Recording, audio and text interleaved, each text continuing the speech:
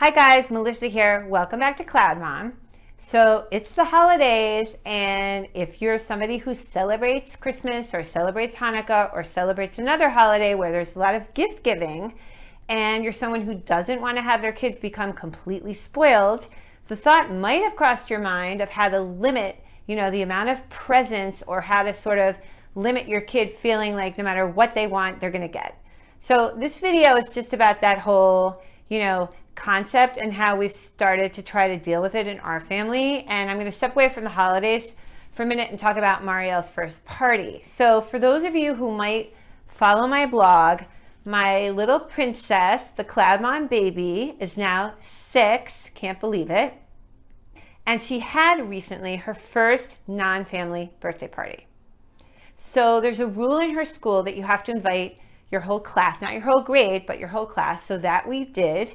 And not having the heart to say no gifts, of course, every one of these super adorable, generous girl brought a gift. And we did it in a very low-key place, which was wonderful. But we ended up leaving that party with an entire enormous, plastic bag filled with 20 gifts. So looking at this big bag, I'm thinking, how am I going to limit this? It seemed completely excessive to have her open all these gifts on the first day, and it's almost like it would ruin the impact. So I told her on the first day you can open one gift, and then we put a piece of paper up on the refrigerator to write down what delightful little friend that gift had come from.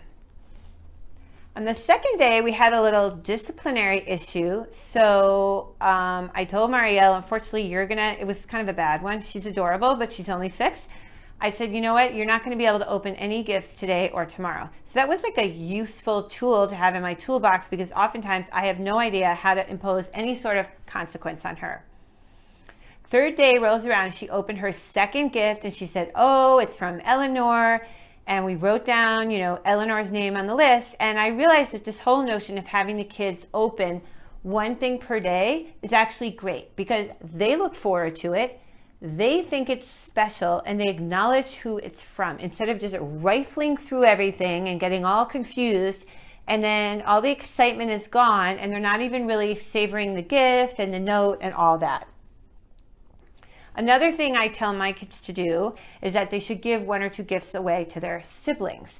And here's the best idea I ever heard. Encourage your child to give a gift or some of their gifts away to children in need. So Marielle gave one of her gifts away to her sister's Girl Scout troop, which was doing something to help kids in the city who aren't as lucky as my kids are. And I've also heard of moms encouraging their children to give all of their gifts or some of their gifts or a few of their gifts to charity. And I think that's such a great idea and such a good thing to start, even when your child is very young, just to teach them that they're very lucky and that they should be thinking about people who are less lucky and trying to do something to help out. So anyway, that is what happened when it came to Marielle's birthday party. And in terms of the holidays, where we really are on the whole thing, we live in an apartment, which we're lucky with the space of our apartment, but we do have limited space. But we're kind of just in the point now where we're trying to get rid of stuff, not to accumulate more stuff. So it's a very hard thing to do, but I really try to limit it. I try to get my kids one really fun thing, and then maybe one practical thing like long underwear and one book. But I try not to make it this big, deal where they're getting tons and tons of stuff, because first of all, it's really expensive. And second of all, I don't want them to expect it, and I don't want them to take it for granted. So anyway, what do you guys do when it comes to gifts, both birthday party gifts and holiday gifts? How do you deal with the fear of your child getting spoiled? And how do you try to encourage your child to be grateful? I'm really interested to hear, so please weigh in down below in the comments. Oh, and one other thing, thank you notes. I think they're essential. I know some people don't send them anymore. They do that sort of announcement via email, via, an e-vite or a paperless post. But I think it's really good to have the child sit down themselves and write an individual thank you note for every gift. It really, I think, helps them to be grateful, to be appreciated, to acknowledge that person. And I think it's a really great habit to get into at a young age. So anyway, those are just some ideas when it comes to gift giving. Thank you so much for watching CloudMom.com, and see you guys next time.